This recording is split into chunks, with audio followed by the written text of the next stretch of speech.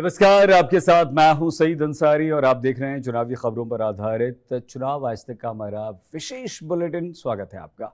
सबसे पहले आप दिन भर की बड़ी चुनावी खबरों को संक्षेप में जान लीजिए, जिसके बाद हम आपको बताएंगे कि खबरें क्यों हैं खास और क्या है इनके राजनीतिक मायने। कांग्रेस नेता सचिन पायलट ने जयपुर में एक प्रेस कॉन्फ्रेंस कर राजस्थान के मुख्यमंत्री अशोक गहलोत के लगाए गए आरोपों पर पलटवार किया। लोकसभा चुनाव से पहले देश भर में बीजेपी विरोधी राजनीतिक गठबंधन बनाने में जुटे नीतीश कुमार की मंगलवार को उड़ीसा के मुख्यमंत्री नवीन पटनायक से मुलाकात हुई। इस मुलाकात में क्या विशेष रहा, यह हम आपको विस्तार से बताएंगे।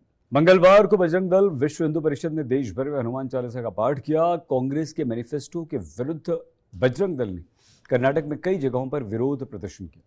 कांग्रेस के संप्रभुता वाले ट्वीट को लेकर चुनाव आयोग ने कांग्रेस अध्यक्ष मल्लिकार्जुन खड़गे को नोटिस जारी किया, जिसमें आयोग ने उन्हें अपने बयान की सफाई देने सुधारने के आदेश दिए।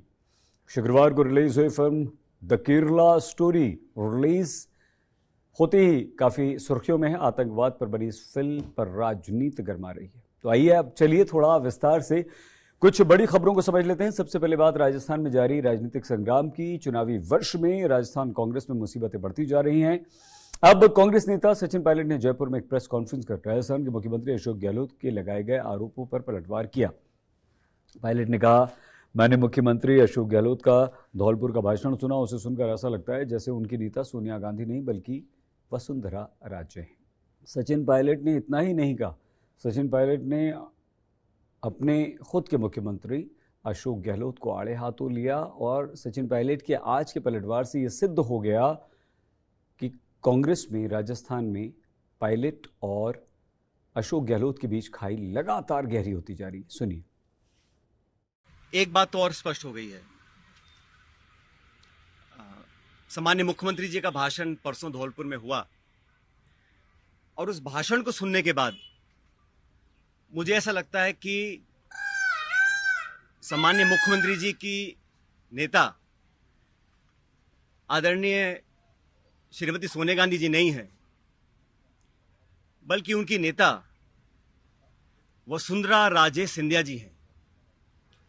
उनकी नेता सोनिया गांधी जी नहीं है, बल्कि उनकी नेता वसुंधरा राजे सिंधिया जी हैं।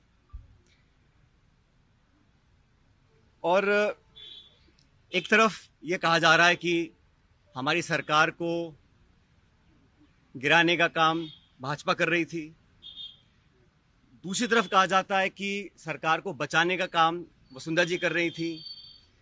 तो ये जो विरोधाभास है, इसको समझाना चाहिए। आप कहना क्या चाह रहे हैं, ये स्पष्ट कर देना चाहिए। सचिन पायलट ने कहा कि वो 11 मई को अजमेर से जयपुर तक जन संघर्ष पदयात्रा करेंगे और भ्रष्टाचार, युवाओं से जुड़े अन्य मुद्दों को उठाएंगे। सचिन पायलट ने अशोक गहलोत के आरोपों को झूठा, बेबुनियाद बताया। उन्होंने कहा कि कुछ लोग मुझे बदनाम करने की कोशिश कर रहे हैं, कुछ लोग चाहते हैं कि कांग्रेस कमजोर हो। इससे पहले पायलट ने वसुंधरा राजे के विरुद्ध भ्रष्टाचार की जांच की मांग को लेकर अनशन भी किया था। आपको याद होगा, उन्होंने आलाकमान से बात करने की भी कोशिश की थी, लेकिन उस समय उनकी बात नहीं सुनी गई थी। ऐसे में अब पायलट की पदयात्रा राजस्थान विधानसभा चुनाव और लोकसभा चुनाव में कांग्रेस की राह में रोड़ा बन सकती है। पायलट ने जन संघर्ष पदयात्रा का ऐलान तब किया है जब कर्नाटक में मतदान होने में कुछ ही घंटे बाकी रह गए। पायलट ने जयपुर में उस समय ये प्रेस कॉन्फ्रेंस की जब राहुल गांधी माउंट आबू में कांग्रेस के सर्वोदय ट्रेनिंग कैंप के डेलीगेट्स से चर्चा कर रहे थे। मतलब साफ है, सचिन ने आलाकमान के विरुद्ध मोर्चा खोल दिया है, आप इसे कह सकते हैं। लोकसभा चुनाव से पहले देश भर में बीजेपी विरोधी राजनीतिक गठबंधन बनाने में जुटे नीतीश कुमार की मंगलवार को ओडिशा के मुख्यमंत्री नवीन पटनायक से मुलाकात हुई। मुलाकात के बाद नीतीश कुमार और नवीन पटनायक ने प्रेस कॉन्फ्रेंस की। माना जा रहा था कि 2024 में साझा विपक्ष के चुनावी रोडमैप पर नवीन पटनायक और नीतीश कुमार अपनी बात रखेंगे, लेकिन नवीन पटनायक ने कहा कि हमारे बीच किसी भी गठबंधन को लेकर कोई बातचीत नहीं हुई।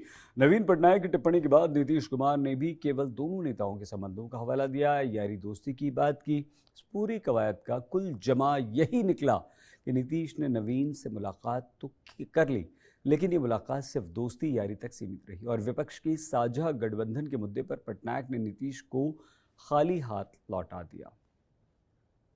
नीतीश कुमार मोदी के विरोध में और 24 के लिए जो मोदी विरोधी गठबंधन बनाने का प्रयास कर रहे थे और उसकी खूब चर्चा थी, जोर शोर से उसे प्रसारित किया जा रहा था। नवीन पटनायक ने उसकी हवा निकाल दी। दोनों को सुनिए आप। हमारी पुरानी दोस्ती रही है। जैसा कि मैंने आपको बताया कि हम कई साल पहले से एक दूसरे के दोस्त रहे हैं। आज किसी भी गठबंधन से संबंधित कोई बातचीत हमारे बीच नहीं हुई है। नहीं, पॉलिटिकल डिस्कशन है, हम लोग का तो पुराना रिश्ता है। आप सब पॉलिटिकल बात की चिंता मत करिए। हम लोगों का संबंध इतना ज्यादा है कि पॉलिटिकल बात सोचने की जरूरत नहीं है। हम लोगों का आपस में जो संबंध है वो बिल्कुल ही आपस का बहुत अच्छा संबंध है, इसलिए बाकी लोगों के साथ तुलना में मत रखिए कोई। अब जल्द ही नीतीश, एनसीपी अध्यक्ष शरद पवार और शिवसेना नेता उद्धव ठाकरे से मुलाकात करने वाले हैं।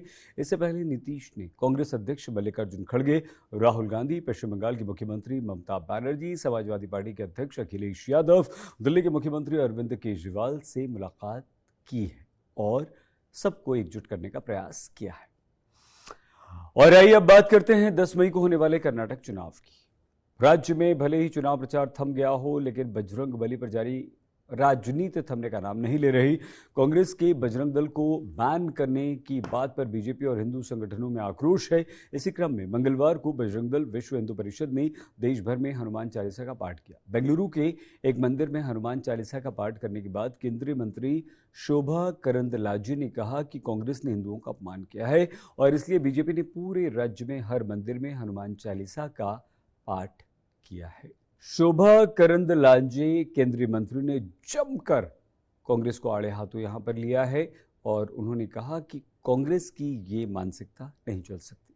हम आज पूरा स्टेट में, हमारा कर्नाटक में हर मंदिर में, हर गांव में, हर बूथ में हनुमान चालीस पढ़ रहे हैं, क्योंकि कांग्रेस ने हिंदुओं का अपमान किया, आंजनेय को अपमान किया। आंजनेय फायदा हुआ था हमारा किष्किंधा में, हम्पी में, एंड सुरजीवाले बताया आंजनेय किधर फायदा हुआ। सिद्धरामैया ने पूछा आंजनेय का डेट ऑफ बर्थ कौन सा है। ऐसा अपमान करने का काम अभी कांग्रेस कर रहे हैं, इसीलिए इसका खिलाफ हम लड़ रहे हैं। आज पूरे स्टेट में हमारा हिंदू लोग आज हनुमान चालीस पढ़े हैं एंड हमारा हिंदुत्व का रक्षक के लिए, हमारा मंदिर मठ के रक्षण के लिए हम आंजनेय का प्रार्थना किया है। कांग्रेस के घोषणा पत्र यानी कि मैनिफेस्टो के विरुद्ध बजरंग दल ने कर्नाटक में कई जगहों पर विरोध प्रदर्शन किया। कर्नाटक की राजधानी बेंगलुरु में हनुमान चालीसा का पाठ करने के लिए जमा हुए बजरंग दल और विश्व हिंदू परिषद के कार्यकर्ताओं को इलेक्शन कमीशन ने रोक दिया। चुनाव आयोग ने धारा 144 का हवाला देते हुए हनुमान चालीसा का पाठ करने से रोका। इस दौरान बजरंग दल कार्यकर्ताओं ने आरोप लगाया कि चालीसा का पाठ किस धारा का उल्लंघन है। बजरंग दल के कार्यकर्ताओं के विरोध को देखते हुए चुनाव आयोग की टीम ने कहा कि हम पुलिस को बुलाएंगे, लेकिन ये पाठ लगातार चलता रहा।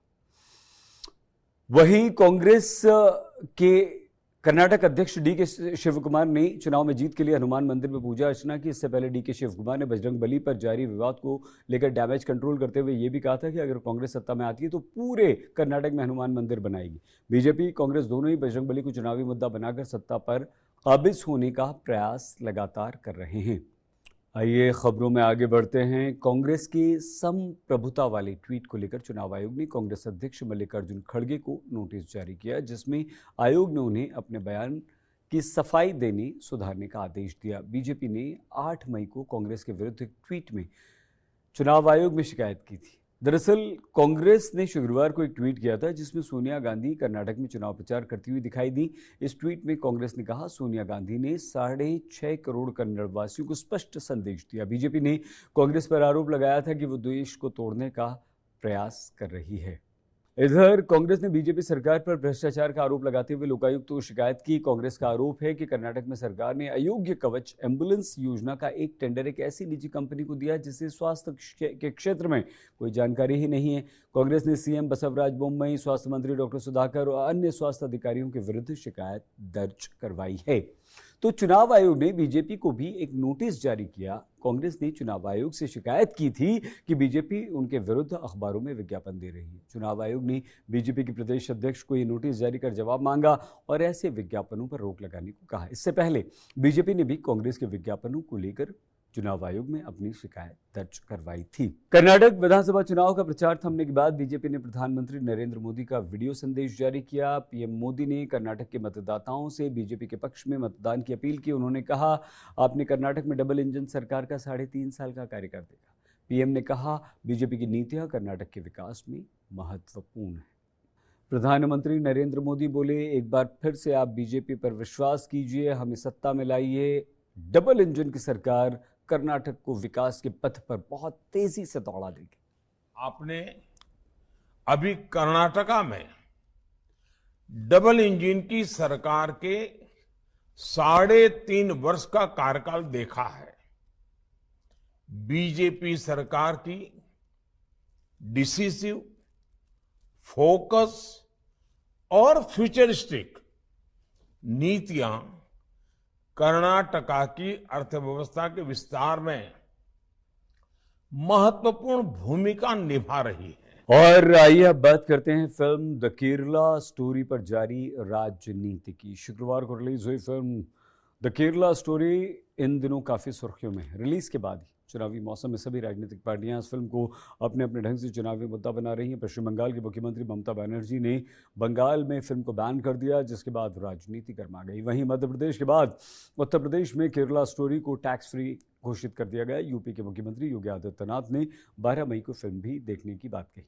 वहीं तमिलनाडु में भी फिल्म की स्क्रीनिंग न करने का निर्णय सिनेमा हॉल की तरफ से लिया गया। शुक्रवार को पीएम मोदी ने भी एक रैली के दौरान इस फिल्म का उल्लेख किया था, जिसके बाद बीजेपी और कांग्रेस में युद्ध छिड़ गया।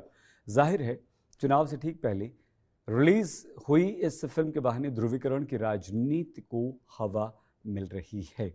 तो चुनावी खबरों पर हमारी इस विशेष पेशकश में आज के लिए बस इतना ही। आप प्लीज अपना बहुत ख्याल रखिएगा और चुनावी खबरों से जुड़े हर अपडेट के लिए आप जुड़े रहिए चुनाव आज तक के साथ। चैनल को सब्सक्राइब करना भी मत भूलिएगा। नमस्कार।